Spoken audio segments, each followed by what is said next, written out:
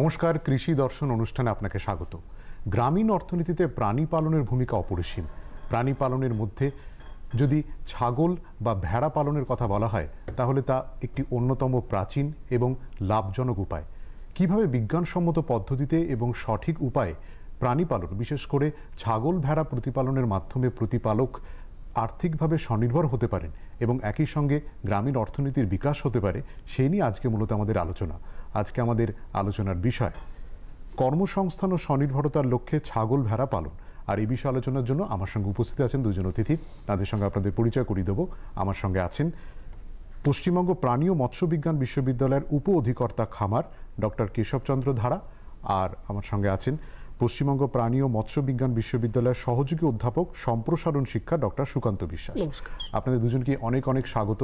আমরা বিস্তারিত আলোচনায় যাব, তবে তার আগে আমাদের দর্শক বন্ধুদের বলবো আপনারাও কিন্তু সরাসরি চলে আসতে পারেন আমাদের আজকের এই আলোচনায় টেলিফোনের মাধ্যমে। আপনার টিভির পর্দাতে টেলিফোন নম্বরে ফোন করে সরাসরি চলে আসুন আমাদের আজকের এই আলোচনায়। আমি আলোচনা শুরু করব কেশববাবু আপনাকে প্রশ্ন করার মধ্য দিয়ে। যেহেতু আজকে আমরা স্বনির্ভরতার লক্ষ্যে বা কর্মসংস্থানের লক্ষ্যে ছাগল ভেড়া প্রতিপালনে আলোচনা করব, তাই প্রথমেই জেনে নেওয়াটা প্রয়োজন যে গ্রাম বাংলায় যারা ক্ষুদ্র, যারা প্রান্তিক প্রাণী পালক আছেন, তারা কতটা উপকার পেতে পারেন এই ছাগল ভেড়া প্রতিপালন করে। আজকের দিনে দাঁড়িয়ে আমাদেরকে স্বনির্ভর হতে হবে। কর্মের মধ্যে যে বিভিন্ন দিক আছে, সেই দিকে যদি আমরা না যেতে পারি তাহলে আমরা আমাদের নিজেদের পরিবারকে সচ্ছল করতে পারবো না। সেই জন্যে ছাগল এবং ভেড়া পালন, বিশেষ করে এই পশ্চিম বাংলায় বাংলার কালো ছাগল এবং সুন্দরবনে যে পাওয়া এই দুর্লভ প্রাণী যে গাড়ল ভেড়া, এছাড়াও অন্যান্য ভেড়া আছে, সেই প্রতিপালনের মধ্যে দিয়ে আমরা সার্থকভাবেই স্বনির্ভর হতে পারব। এই স্বনির্ভর হওয়ার জন্যে বিভিন্ন জায়গায় বিভিন্ন যারা ছোট ছোট প্রান্তিক চাষি এবং খামারি মহিলারা বিশেষ করে তারা এগিয়ে আসছেন। আমরা আমাদের পশ্চিমবঙ্গ প্রাণী এবং মৎস্য বিজ্ঞান বিশ্ববিদ্যালয় এই উদ্যোগকে আমরা আরেকটু তাদেরকে কিভাবে এগিয়ে নিয়ে যেতে পারে সেই ব্যাপারে আমরা তাদেরকে দিশা দেখাচ্ছি। এবং একটা জিনিস আমি সম্প্রতি লক্ষ্য করেছি যে আমাদের একটা বর্ধমান এর পূর্বস্থলীতে একটি কৃষি মেলায় গিয়েছিলেন। সেখানে একজন মহিলা, তিনি 4টি ছাগল নিয়ে, সরকার থেকে 2টি ছাগল দিয়েছেন এবং তিনি নিজে 2টি ছাগল কিনেছেন। 4টি ছাগল দিয়ে তিনি শুরু করেছিলেন তার যাত্রাপথ এবং 6-7 বছরের মধ্যে দিয়ে তিনি এই মুহূর্তে 90টি ছাগলের মালিক হয়েছেন। সেরকম করে শুধু বর্ধমানে কেন, মালদা, সুন্দরবন, বিভিন্ন জায়গায় এরকম ছোট ছোট প্রান্তিক খামারিরা তারা এই ছাগল পালন এবং ভেড়া পালনকে তাদের জীবিকা হিসেবে নিচ্ছে। এর কারণ এটাই যে ছাগলের মাংস কোনোদিন দাম কমেছে বলে আপনিও জানেন না, আমরাও জানি না, এবং ছাগলের বাজার অত্যন্ত ভালো। আপনারা প্রত্যেকেই জানেন যে আমাদের যে প্রাণীজ পুষ্টি, বিশেষ করে প্রাণীজ প্রোটিনের যে চাহিদা, সেই চাহিদা আমরা পূরণ করতে পারি না। সেক্ষেত্রে এই মাংস অত্যন্ত সুস্বাদু এবং তা আমাদের প্রত্যেকের কাছেই, বেশিরভাগ মানুষের কাছেই গ্রহণযোগ্য। ফলে এর একটা ভালো বাজার আছে। ফলে এই ব্যবসায় লোকসানের পরিমাণটা কম, কিন্তু লাভটা অনেক বেশি। ফলে ছাগল পালন এবং ভেড়া পালন নিশ্চিতভাবেই স্বনির্ভর করতে, বিশেষ করে মহিলাদের তাদের বাড়ির কাজে, যেহেতু ছাগল ভেড়া ছোট সাইজের হওয়ার জন্যে মহিলারা এটাকে খুব সুন্দরভাবে প্রতিপালন করতে পারে তার বাড়ির কাজের ফাঁকে। ফলে কর্মসংস্থান এবং স্বনির্ভরতা, এই দুটো দিক যদি আমি লক্ষ্য করি, ছাগল ভেড়া বিকল্প এই মুহূর্তে খুব কম প্রাণী আছে, বা কৃষিক্ষেত্রের ক্ষেত্রেও ছাগল ভেড়া একটা গ্রহণযোগ্য ভূমিকা নিয়েছে। বেশ, অর্থাৎ যদি বিজ্ঞানসম্মতভাবে এবং সঠিক পদ্ধতিতে যদি ছাগল ভেড়া প্রতিপালন করা যায়, তার বিপুল সম্ভাবনা রয়েছে, আয়ের দিকটাও কিন্তু খুব সুগম হবে। আমি এবারে একটু সুকান্তবাবু আপনার কাছে আসি। আমরা তো জানি যে আমাদের রাজ্যের জলবায়ুর একটা বৈচিত্র্য দেখা যায়, আবার একটা আর্থসামাজিক প্রেক্ষাপটও রয়েছে। তো আমাদের রাজ্যের এই জলবায়ু এবং আর্থসামাজিক প্রেক্ষাপটে বিভিন্ন যে জাতের ছাগল বা ভেড়া হয়, কোন জাতের ছাগল বা কোন জাতের ভেড়া প্রতিপালন করা সহজতর বলে আপনি মনে করেন?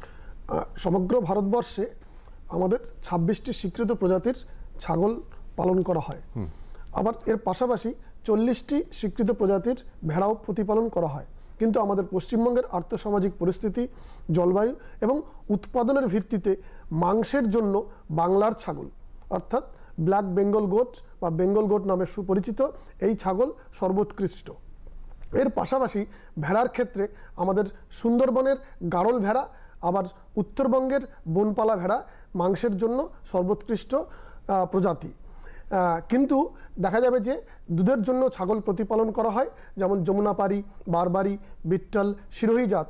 কিন্তু আমাদের রাজ্যে দুধের জন্য ছাগল পালন খুব উৎকৃষ্ট নয়, কিন্তু আমাদের পার্শ্ববর্তী রাজ্য উত্তরপ্রদেশ, বিহার, রাজস্থান এইসব রাজ্যে দুধের জন্য ছাগল প্রতিপালন করা হয়। কিন্তু আমাদের রাজ্যে বাংলার ছাগল এর 3টে যে ভ্যারাইটি আছে, কালো, সাদা এবং বাদামি, এটাই বহুল প্রচলিত। এর মাংস সবচেয়ে সুস্বাদু এবং উৎকৃষ্ট মানের, এর চামড়া পৃথিবী বিখ্যাত। আচ্ছা, আপনার কথা যেটা বুঝলাম যে জলবায়ুর বৈচিত্র্য অনুসারে এবং উদ্দেশ্য অনুসারে, অর্থাৎ কি উদ্দেশ্যে তিনি ছাগল প্রতিপালন করছেন তার উপরই জাত নির্বাচন করতে হবে। আমি এবার একটু কেশববাবু আপনার কাছে আসি। আমরা জানি যে এখন গ্রাম বাংলায় সংকরায়ন পদ্ধতিতে প্রজনন করা হচ্ছে ছাগলের, তো এই বিষয়টা যদি আপনি বলেন। মুশকিলটা হচ্ছে আমরা প্রত্যেকেই যেটা হয়েছে, আমরা প্রত্যেকেই নিজেকে বিজ্ঞানী মনে করছি। এটা একটা আমাদের মানে অসুবিধে হচ্ছে, আমরা না জেনেও অনেক কিছু করছি। কিন্তু গ্রাম বাংলার ক্ষেত্রে অনেকেই এই সংকরায়ন, বিশেষ করে ছাগলের ক্ষেত্রে বেশ কিছু বছর ধরেই এটাকে চালু করার চেষ্টা করেছে। কিন্তু এই সংকরায়নের ফলে না ছাগলের ওজন বৃদ্ধি হয়েছে, না বাচ্চার সংখ্যা বৃদ্ধি হয়েছে। ফলে এমন একটা জিনিস তৈরি হয়েছে যাতে আমাদের যে বাংলার কালো ছাগল, যেটা একটু আগে সুকান্তবাবু বলছিলেন যে অত্যন্ত গুণগত মান হিসেবে অত্যন্ত ভালো, সেই বাংলার কালো ছাগলকে আমরা হারিয়ে যেতে বসেছি। ফলে আমি আমাদের পশ্চিমবাংলার যে খামারি বন্ধুরা আছে তাদেরকে বলবো যে বাংলার কালো ছাগলই আপনারা পালন করুন, এর সংকরায়ন করার দরকার নেই। সংকরায়ন করতে গিয়ে নিজের বিপদ ডেকে আনবে না, কারণ গরুর ক্ষেত্রে যদিও বা আমরা সংকরায়ন করেছি, কিন্তু ছাগল ভেড়ার ক্ষেত্রে সংকরায়ন করে আমরা আমাদের এই বিরল প্রজাতি এবং অত্যন্ত গুরুত্বপূর্ণ প্রজাতিটাকে আমরা হারিয়ে ফেলছি। সেটা থেকে একটু দয়া করে সতর্ক থাকবেন, তাতে আপনারও লাভ হবে। কারণ বাংলার কালো ছাগল যেটা হচ্ছে যে বছরে 2 বছরের মধ্যে 3বার থেকে 4বারও কোনো কোনো ক্ষেত্রে বাচ্চা দেয়, এবং প্রতিবার গড়ে 2-3টে করে বাচ্চা দেয়।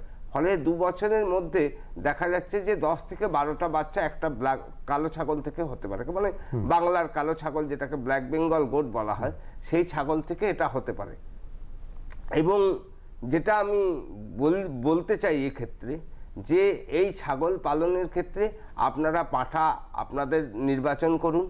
পাঠা আপনার যেখানে সব সময় দেখবেন যে আপনি যে গ্রামে বসবাস করেন সেই গ্রামের পাঠাটাকে আপনি নেবেন না, আপনি একটু দূরের পাঠা নিয়ে আসবেন এবং প্রতি 2 বছর বা 3 বছর অন্তর পাঠা পরিবর্তন করবেন। কারণ একটা জিনিস হয়, বিজ্ঞানে বলে যে আন্তঃপ্রজনন বা ইনব্রিডিং বলে একটা ইংরেজিতে কথা আছে, যার ফলে কি হচ্ছে গুণগত মানটা হারিয়ে যায়। সেই গুণগত মান যাতে না হারায় সেটা একটু নজর রাখার জন্য আমরা সাধারণভাবে যেটা বিজ্ঞান এখানে বলছে, যে আপনি যদি একটু দূরবর্তী জায়গা থেকে পাঠাটা কেনেন এবং তারপরে যদি প্রতি 2 বছর অন্তর পাঠাটাকে পরিবর্তন করেন, এমন হতে পারে যে ধরুন আপনার কাছে অর্থ নেই পাঠা পরিবর্তন করবে, আপনি অন্য গ্রামের পাঠাটাকে নিয়ে আসুন এবং আপনার যে পাঠাটা আছে সেটা সেই মানে একটা আন্ত বদল করে তার মধ্যে দিয়ে আপনি আপনার যে প্রজাতি তার লাভ পেতে পারবেন, এবং সব দিক দিয়ে আপনার পক্ষে ভালো হবে, এবং সার্বিকভাবে আপনার ছাগল পালনের ক্ষেত্রে একটা অর্থনৈতিক সম্ভাবনা তৈরি হবে। বেশ, অর্থাৎ যে কোনো বিষয় কিন্তু বিশেষজ্ঞের পরামর্শ নিয়ে করতে হবে, বিজ্ঞানসম্মত পদ্ধতিতে করতে হবে। যেমনটা কেশববাবু আপনি বললেন যে নিষ্প্রয়োজন যেখানে, সেখানে সংকরায়নের কোনো প্রয়োজন নেই। আমি এবার একটু সুকান্তবাবু আপনার কাছে আসি। আজকের আমাদের অনুষ্ঠান দেখে যদি কোনো প্রাণীপালক বন্ধু ভাবেন যে তিনি ছাগল পালন করবেন বা ভেড়া পালন করবেন, তাকে তো একটি জায়গায় রাখতে হবে বা বাসস্থানটা দরকার, সেটা তৈরি করতে দেখা যায় অনেক সময় খরচ অনেকটা পড়ে যায়। কিভাবে কম খরচে প্রাণীকে সুরক্ষিতভাবে রাখা যায়? আমাদের গ্রাম বাংলায় প্রধানত ঘরোয়া পদ্ধতিতে, মুক্তাঙ্গন পদ্ধতিতে ছাগল পালন করা হয়।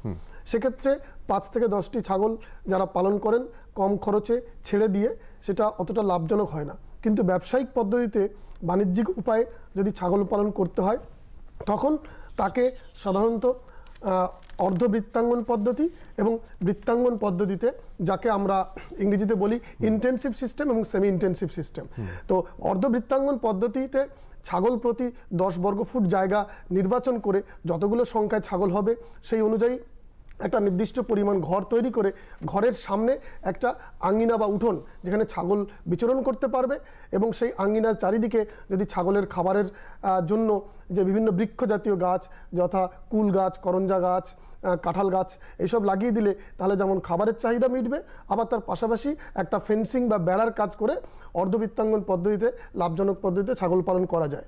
কিন্তু এর পাশাপাশি যেসব স্থানে একটু বেশি বৃষ্টি হয় বা জলীয় বাষ্প বেশি হয় সেখানে সাধারণত যদি মাচা সিস্টেমে, যেটা বৃত্তাঙ্গন পদ্ধতিতে অত একটু মাচা করে ছাগলকে যদি রাখা যায় তাহলে আমাদের গ্রাম বাংলার ছাগলের একটা সর্দি কাশির প্রবণতা আছে, তাহলে সেই প্রবণতা যেমন আটকানো যায় এবং বৃত্তাঙ্গন পদ্ধতিতে যখন মাচা সিস্টেমে আমি ছাগল পালন করব তার মলটা নিচে পড়বে, সেই মলটা দিয়ে আমি খড় চুন দিয়ে আবার জৈব সার হিসেবে ব্যবহার করে আমি কিন্তু আমার ছাগল পালনের খরচ অতি সহজেই কমাতে পারি এবং একটা সুস্থ বিজ্ঞানসম্মত বাসস্থান প্রদান করতে পারি আমার ছাগলকে। বেশ, আর এবং খরচ কমলে কিন্তু আয়ের পরিমাণটাও বাড়তে পারে, এটাই সম্ভাবনা রয়ে যায়।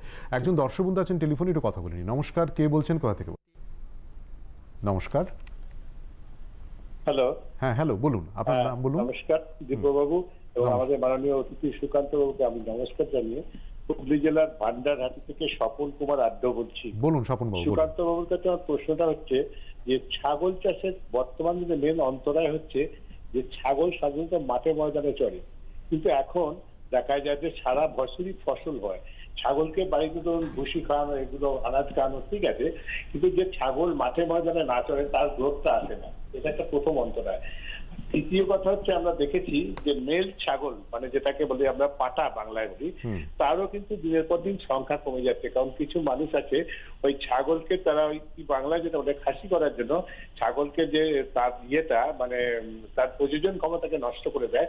সেক্ষেত্রে দেখা যায় যে অনেক সময় মেল ছাগলের জন্য ও তাদের বাচ্চাটা ঠিকমতো হচ্ছে না, এবং সেক্ষেত্রে কোনো বৈজ্ঞানিক পদ্ধতি থেকে তাদের কোনো ইঞ্জেকশন দিয়ে, যেমন গরুর ইঞ্জেকশন দেওয়া হয় সেরকম কি কোনো ইঞ্জেকশন দিয়ে তাদের প্রজনন ক্ষমতা বাড়ানো যায়, এবং আগামী দিনে তাদের বংশবৃদ্ধি করার জন্য কি কোনো বৈজ্ঞানিক পদ্ধতি আছে? দুটো প্রশ্ন রাখলাম। মেন কথা যেটা আমি আপনাদের বললাম যে ছাগল মাঠে ময়দানে চড়ে এবং বর্তমান দিনে দেখা যায় গ্রাম বাংলায় প্রচুর চাষটাস হচ্ছে, জমি পাওয়া যায় না, সেখানে সারা বছরই ফসল উৎপন্ন হয় মানুষের খাবার জন্য। এর বিকল্প কিছু ব্যবস্থা করা যায়? বেশ বেশ, আপনি দর্শক বন্ধু অনুষ্ঠানে থেকে থাকুন, বিশেষজ্ঞ উত্তর দিচ্ছেন। স্বপন বাবু খুব সুন্দর কোশ্চেন করেছেন।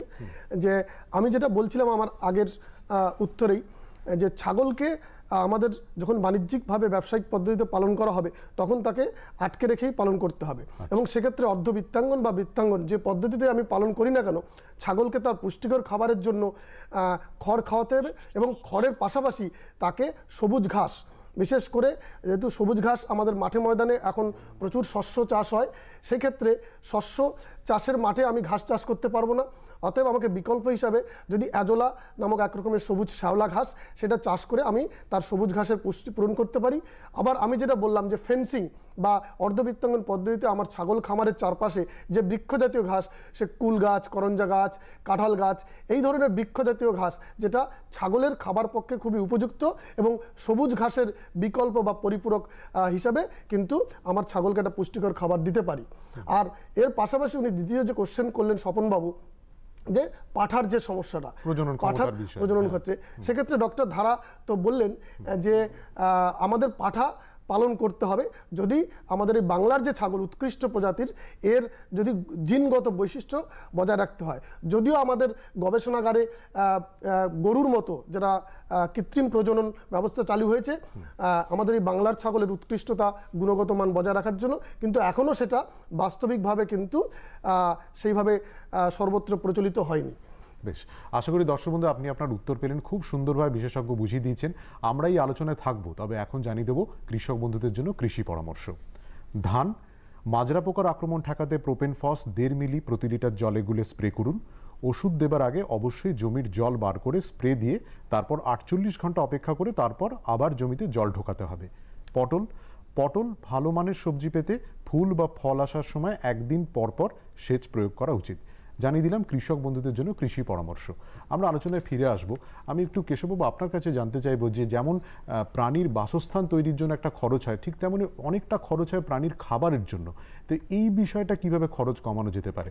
আর আগের দর্শক বন্ধু টেলিফোনের উত্তরে যদি আপনি কিছু সংযোজন করতে চান করতে পারেন। এই মুহূর্তে যেটা আমি আগেই সুকান্তবাবু ইতিমধ্যেই উত্তর দিয়ে দিয়েছেন যে আমরা আমাদের বিশ্ববিদ্যালয় থেকে বা বিভিন্ন ছোট ছোট জায়গাতে আমরা ছাগলের ক্ষেত্রে কৃত্রিম প্রজননের একটা ব্যবস্থাপনা আমরা শুরু করেছি। হয়তো এই মুহূর্তে সেটা সার্বিকভাবে আপনার ওই স্বপনবাবু যেমন হুগলি জেলা থেকে বলেছেন হুগলির প্রত্যন্ত গ্রামে পৌঁছে যাওয়ার মতো সেই পরিস্থিতি এই মুহূর্তে তৈরি হয়নি। কি আগামী কিছুদিনের মধ্যে যে সমস্যাটা বিশেষ করে পাঠা ছাগলের ক্ষেত্রে হয়, পাঠা খাসি করিয়ে দেওয়ার একটা সমস্যা থাকে, আবার আমাদের বিভিন্ন পুজো অনুষ্ঠানে পাঠা বলির একটা প্রচলন আছে, ফলে পাঠার একটা সংকুলনের অভাব আছে।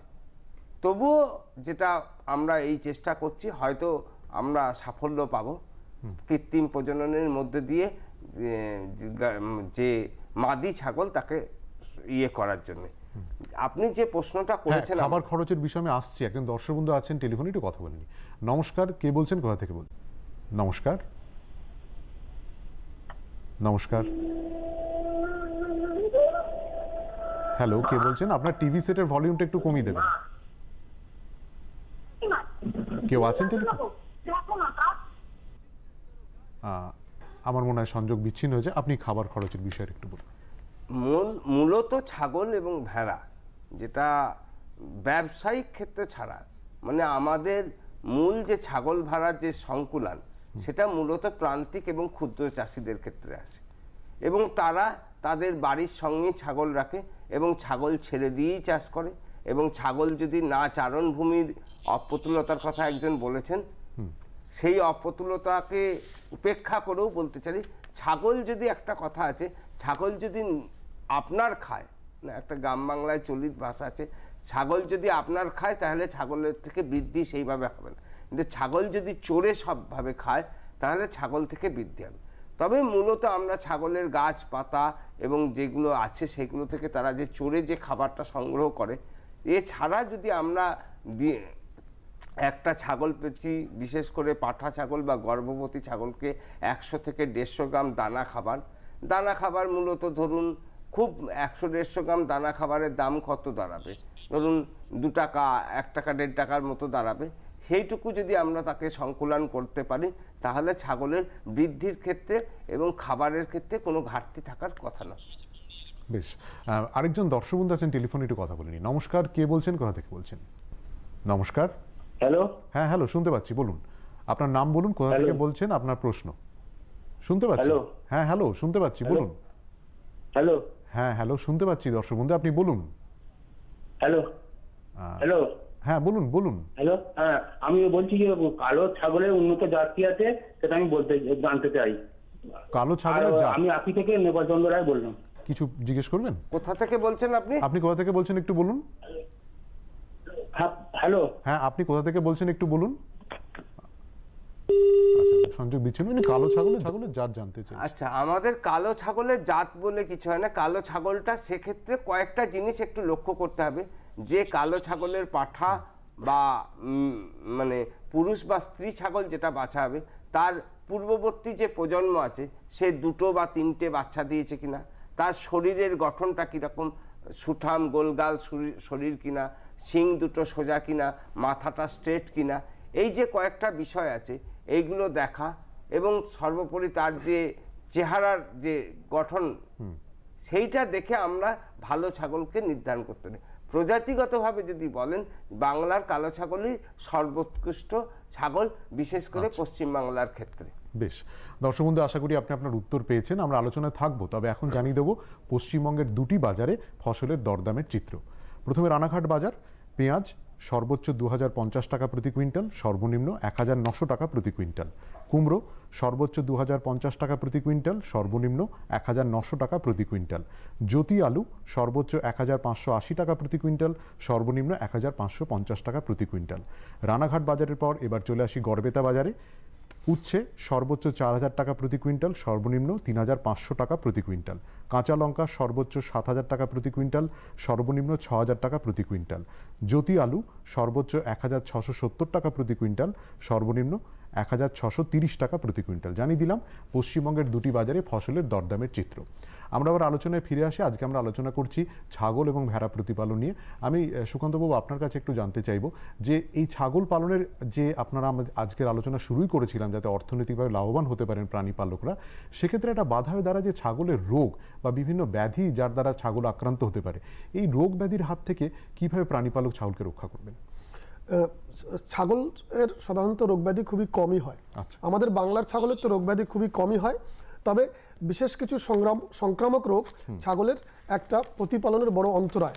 এবং এই সংক্রামক রোগগুলির মধ্যে 3 ধরনের সংক্রামক রোগ আমাদের ছাগল ভেড়ার মধ্যে দেখা যায়। ইহার মধ্যে প্রথমত ভাইরাস ঘটিত যে রোগ, তার মধ্যে পিপিআর সর্বাপেক্ষা সংক্রামক রোগ ছাগলের। এটা ছাগল প্রতিপালনের সবচেয়ে প্রধান অন্তরায়। পিপিআর ছাড়া ছাগলের শাক বসন্ত বা গোট পক্স যেটাকে বলা হয় এবং এন্টারোটক্সিমিয়া নামক ভাইরাস ঘটিত রোগ ছাগলের খুবই মারাত্মক ক্ষতি করে। এর পাশাপাশি ব্যাকটেরিয়া ঘটিত রোগ যেমন অ্যানথ্রাক্স বা এবং আরও কিছু রোগ যেমন হয়। আর ছাগলের আরেকটি রোগ বিশেষ করে পরজীবী সংক্রমণ অর্থাৎ কৃমির সংক্রমণ এটা হয়। তো ভাইরাস ঘটিত রোগের ক্ষেত্রে ছাগলকে কোনো প্রতিকার বা চিকিৎসা ব্যবস্থা হয় না, সুতরাং এর ভ্যাকসিনেশনই হচ্ছে একমাত্র প্রতিরোধের উপায়। এবং পিপিআর রোগ হলে পরে সাধারণত গ্রাম বাংলায় ছাগলের পিপিআর রোগকে সর্দি কাশি পাতলা পায়খানা হিসাবে খুবই পরিচিত এবং মারাত্মক ক্ষতি করে। প্রায় এর ক্ষতির সংখ্যা 90 থেকে 100%। সেই জন্য একজন ছাগল চাষি যখন সে ছাগল পালন করবে তখন সেই ছাগলের বাচ্চার বয়স যখন 2 থেকে 3 মাস হবে তাকে 1 ডোজ কৃমির ওষুধ খাইয়ে পিপিআর রোগের টিকা দিতে হবে। তারপরে 21 দিন পরে একটা বুস্টার ডোজ দেওয়া ভালো, না হলে 1 বছর অন্তর এই রোগের টিকা দিতে হয়। আর বছরে সাধারণত কৃমির ওষুধ যেটা, কারণ কৃমি সংক্রমণ ছাগল পালনের একটা বড় অন্তরায়। এটা সাধারণত খুবই মানে অ্যাকিউট সংক্রমণ নয়, এটা ক্রনিক রোগ, তবে ছাগল পালনের এটা মারাত্মক ক্ষতি করে। বিশেষ করে ছাগলের ওজনের কম হয়, ছাগলের বৃদ্ধি ঠিকমতো হয় না। তাই বছরে শীত গ্রীষ্ম বর্ষা 3 ঋতুর আগে নিয়ম করে নির্দিষ্ট ডোজে প্রত্যেকটি ছাগলকে কৃমির ওষুধ খাওয়াতে হবে। বেশ, আমাদের হাতের সময় একদম অল্প। কেশববাবু কিছু সংযোজন করবেন, কিছু বলবেন আজকাল আলোচনার বিষয়? খুব সংক্ষেপে। এটা সংযোজনই আপনার পরিবারের কাজ করুন, তার মূল হচ্ছে গরিবের গাই বা এবং আমরা সাধারণভাবে বলি আমাদের যদি একটা এটিএম বলা হয়, আমরা তো এটিএম পকেটে রাখি যা থেকে টাকা তুলি। আপনার পরিবারের প্রয়োজনের সময় ছাগল এবং ভেড়াটা আপনার এটিএম এর মতো কাজ দেবে। ফলে আপনি ছাগল ভেড়া পালনকে নির্দিষ্টভাবে আপনার জীবিকা হিসেবে গ্রহণ করুন। এর মধ্যে লজ্জার কিছু নেই। ছাগল পালন করছি এইটা একটা সামাজিক একটা লজ্জার জায়গা থেকে, এই লজ্জা আজকের দিনে আর আমার মনে হয় না খুব একটা গুরুত্বপূর্ণ। সবচেয়ে বড় কথা যেটা, যে এইটাকে যদি আপনারা নিতে পারেন তাহলে দেখবেন আগামী দিনে আপনার পরবর্তী প্রজন্ম আপনাকে আশীর্বাদ করবে। এবং এই কথা আমি আপনাদের বলে যাই যে আমাদের বিশ্ববিদ্যালয়, পশ্চিমবঙ্গ সরকার, ভারত সরকার বিভিন্ন ধরনের এই ধরনের প্রকল্প নিচ্ছে। আপনারা বিভিন্নভাবে আমাদের এখানে যেমন দূরদর্শনে দেখছেন, তেমনি অন্যভাবে আমাদের সঙ্গে যোগাযোগ করুন বা দূরদর্শনের সঙ্গে যোগাযোগ করুন, কৃষি বিভাগের সঙ্গে যোগাযোগ করুন। মোদ্দা কথা, আপনাদের সাহায্যের জন্য সরকার সব সময় এগিয়ে আছে। একদম। আজকের একদমই সময় নিয়ে আপনাদের অসংখ্য ধন্যবাদ। আপনারা ছাগল ভেড়া প্রতিপালনের বিষয়ে এই যে কৃষি পরামর্শ দিলেন বা পরামর্শগুলো আশা করি কাজে লাগবে প্রাণী পালকদের। কৃষি দর্শন অনুষ্ঠান আজ এখানেই শেষ করছি। তবে যেতে যেতে আমাদের ঠিকানা কৃষি দর্শন বিভাগ, কেন্দ্র অধিকর্তা, দূরদর্শন কেন্দ্র কলকাতা, 18/3 উদয়শঙ্কর সরণি, গলফ গ্রিন, কলকাতা 700095। আপনারা ইমেল পাঠাতে পারেন। আমাদের ইমেল আইডি krishi_kolkata@dtmail.com। আর আমাদের প্রত্যেকটি অনুষ্ঠানের প্রত্যেকটি পর্ব ইউটিউব চ্যানেলে ডিডি বাংলা দেখতে পারেন। নমস্কার।